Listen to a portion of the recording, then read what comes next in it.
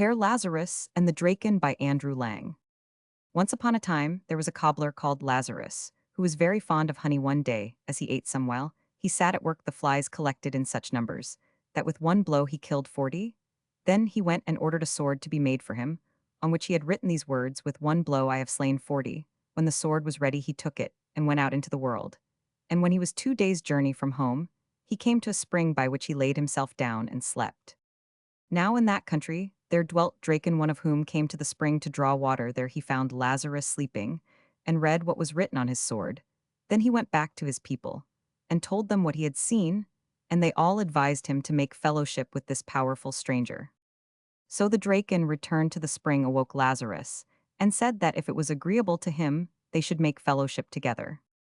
Lazarus answered that he was willing, and after a priest had blessed the fellowship, they returned together to the other Draken, and Lazarus dwelt among them after some days. They told him that it was their custom to take it in turns to bring wood and water, and as he was now of their company, he must take his turn. They went first for water and wood, but at last it came to be Lazarus' turn to go for water. The Draken had a great leathern bag, holding 200 measures of water. This Lazarus could only with great difficulty drag empty to the spring, and because he could not carry it back full, he did not fill it at all, but instead he dug up the ground all round the spring. As Lazarus remained so long away, the Draken sent one of their number to see what had become of him. And when this one came to the spring, Lazarus said to him, "We will no more plague ourselves by carrying water every day. I will bring the entire spring home at once, and so we shall be freed from this burden." But the Draken called out, "On no account, Herr Lazarus, else we shall all die of thirst. Rather will we carry the water ourselves in turns, and you alone shall be exempt." Next it comes to be Lazarus' turn to bring the wood. Now the Draken, when they fetched the wood, always took an entire tree on their shoulder, and so carried it home, because Lazarus could not imitate them in this. He went to the forest, tied all the trees together with a thick rope, and remained in the forest till evening again. The Draken sent one of them after him to see what had become of him.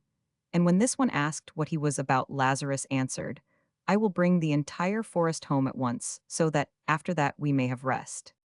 But the Draken called out, "By no means, Herr Lazarus, else we shall all die of cold. Rather will we go ourselves to bring wood, and let you be free."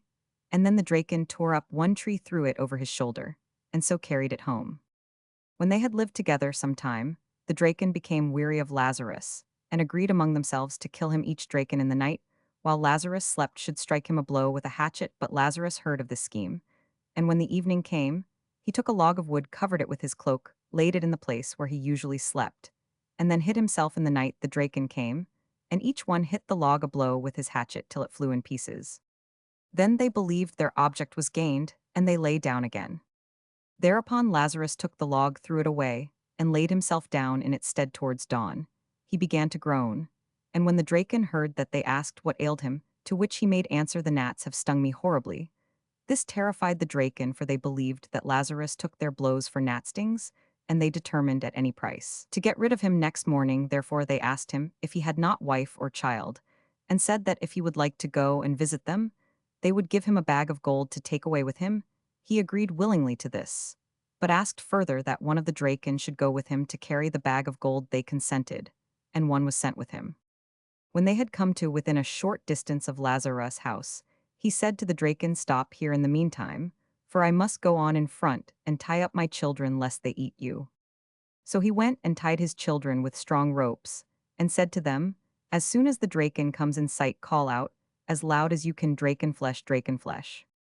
So when the Draken appeared, the children cried out, "Drakenflesh, Drakenflesh," and this so terrified the Draken that he let the bag fall and fled. On the road he met a fox, which asked him why he seemed so frightened. He answered that he was afraid of the children of Herr Lazarus, who had been within a hairbreadth of eating him up. But the fox laughed, and said, "What, you were afraid of the children of Herr Lazarus? He had 2 fowls, one of which I ate yesterday, the other I will go and fetch. No, if you do not believe me, come and see for yourself, but you must first tie yourself on to my tail." The Draken then tied himself on to the fox's tail, and went back thus with it to Lazarus' house, in order to see what it would arrange. There stood Lazarus with his gun raised ready to fire, who, when he saw the fox coming along with the Draken, called out to the fox, "Did I not tell you to bring me all the Draken, and you bring me only one?"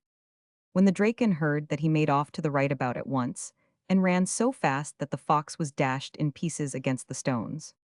When Lazarus had got quit of the Draken, he built himself with their gold a magnificent house, in which he spent the rest of his days in great enjoyment.